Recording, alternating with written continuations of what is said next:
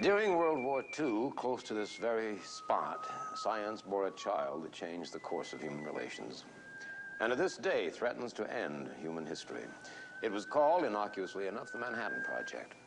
And it grew into the terror we all have come to know as the hydrogen bomb. But this year, only a stone's throw from here, science delivered a new child. November 8th, 12:20 a.m. Dr. Jules Kopenik, Ph.D. in experimental biology and co-director of related research at Oceanic International Oil Corporation, returned to his place of employ after a month-long absence. He'd been attending a World Ecology Conference in Helsinki and came right to his lab after debarking a plane. Dr. Kopenik was homesick for the lab and the equipment that was under his control. And it was this fastidious devotion to his work that cut off his life at age 43.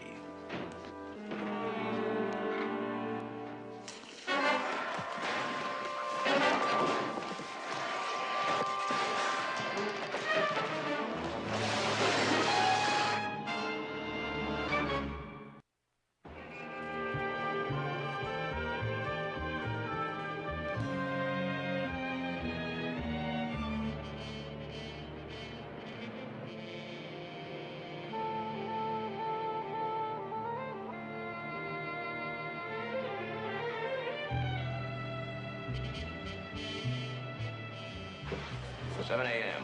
I was just arriving home from a rather late supper when the call came over my police radio. Oh, we got a call from the company security department early this morning, about 5:45. One of them men found the body at dawn. We immediately cordoned off the whole facility and found nobody. Nobody who didn't belong. Why don't you want us photographing the body? Well, I prefer not to make a complete statement at this time. I'd rather stick to the physical details of the crime, if you don't mind, Mr. Kolchak. Oh, yeah, sure. Absolutely. It's perfectly okay with me. You go right on ahead. Somebody told me that it was kind of a messy death, right? Ever see one that wasn't? Well, that's it, gentlemen. Where's my print man? Where's his arm?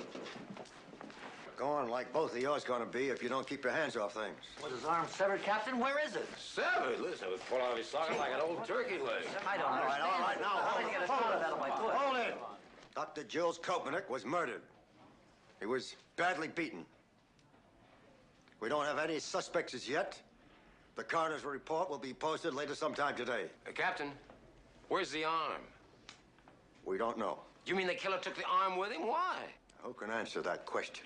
How was access gained by the killers? I mean, how did they slip past the company's guard? No comment. Well, how about motive? Any ideas? No comment, Mr. Kolchak. No ideas.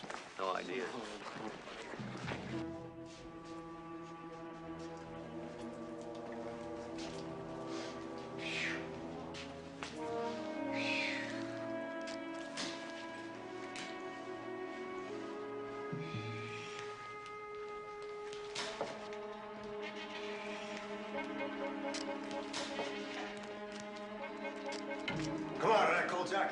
What is this, a freezer? What does it look like? Well, it looks like a freezer, but it's so hot and damp and humid in here, you could steam littleneck clam. Well, it's out of order.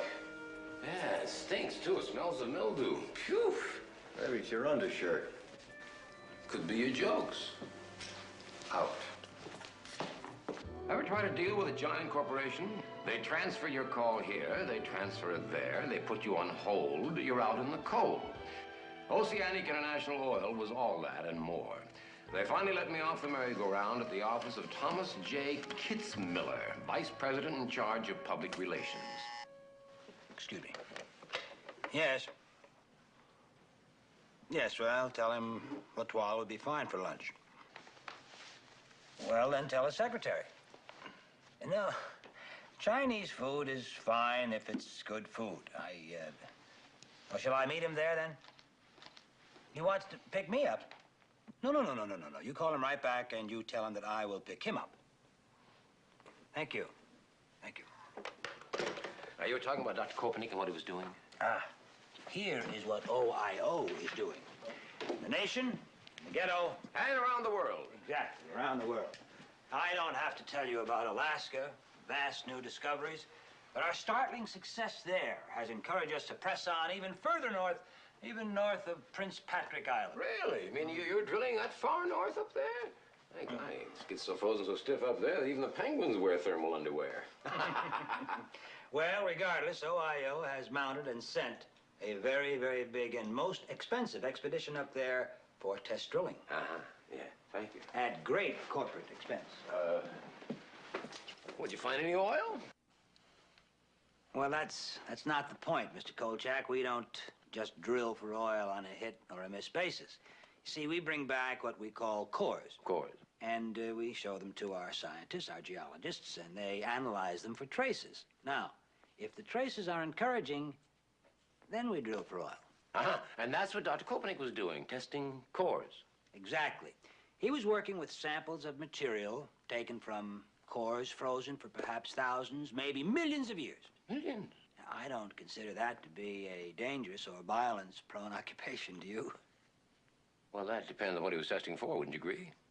Yeah, and then again, of course, you know, he worked for an oil company, and a lot of people have had it up to here with high prices and bad air and seagulls just overloaded with gunk and... Well, there are always a few misguided and sick individuals who like to take out their personal frustrations against essentially blameless, but nonetheless vulnerable institutions. Thankfully, OIO is not a very likely target. I mean, our contribution to the community welfare is well known. However, Dr. Kopenik, he's an even less likely target. I mean, he was merely, well, a hard-working researcher in charge of his own section. Which was what exactly? Biology. Biology? Not one of our largest. I mean, its application to oil wasn't as direct nor as great as the geological sciences.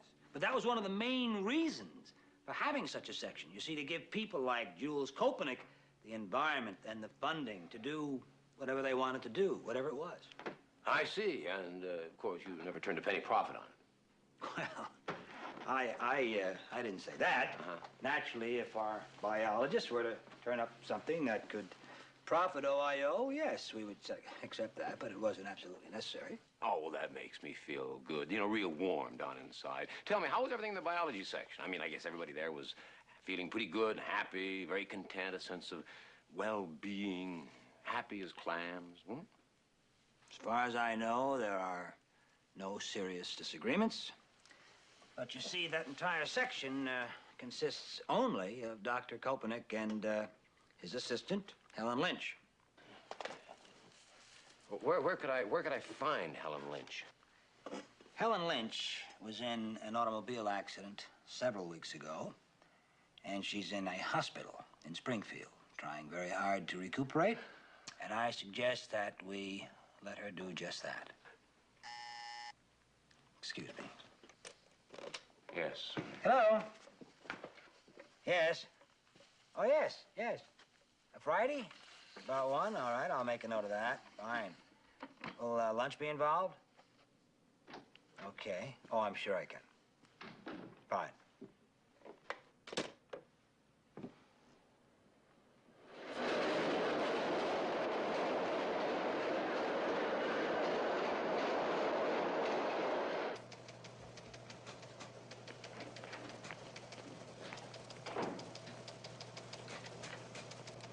Hey, Tony, what's new?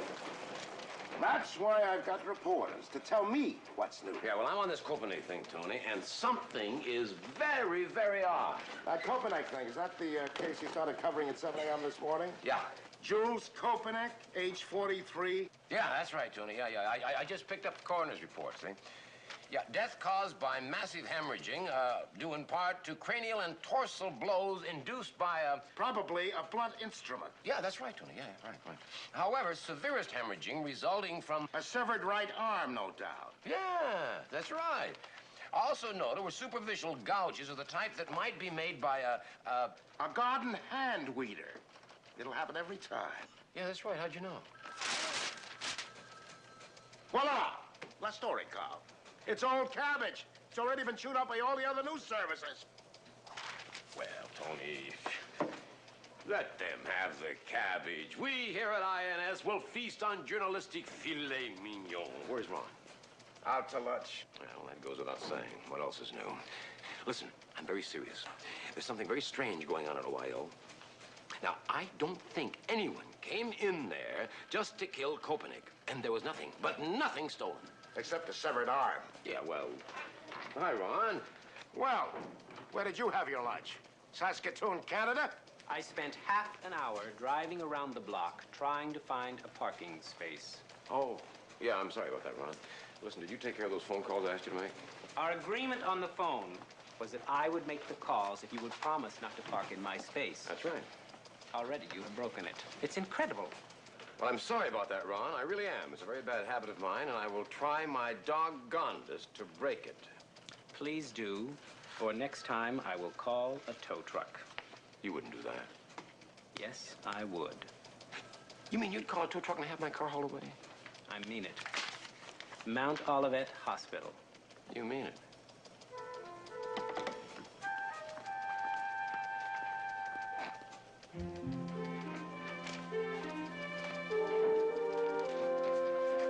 Now where you going, Carl? Springfield! To cover some hot news like the Lincoln-Douglas debate?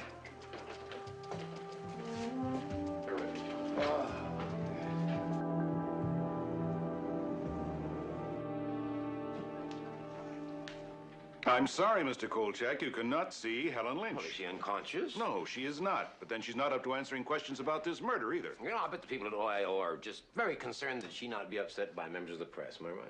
Yes, you are. Is there anything wrong in that? Well, certainly not. Certainly not. Of course not. Why, their hearts are as big as their profits this year. What was it up? 220% or something like that? That is no concern of mine. My only concern is with my patient. Yes. You cannot see her, and that's final. Absolutely. Whatever you say, Doc. Whatever you say.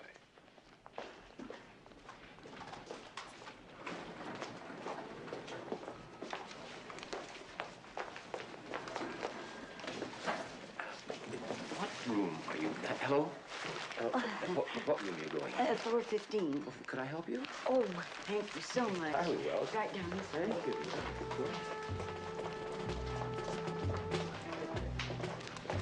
It's right over here.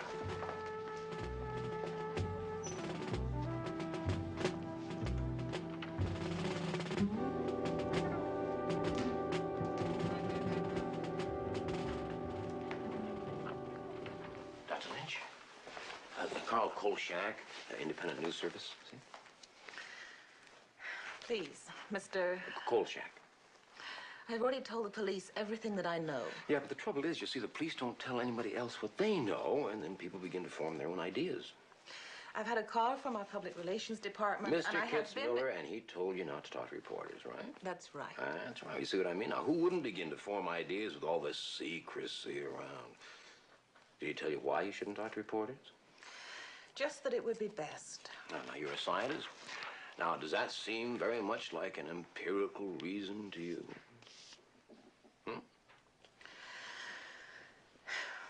There is nothing to tell. I mean, there really is nothing to tell. Jules was just a very nice man. A very nice man. He had a sense of humor, and he hated uproar and controversy. Now he's been murdered. That's all there is to it. Well, what about these cores from the Arctic? I mean, is there any reason anybody would want to stop work on them or ruin the experiment? The scientific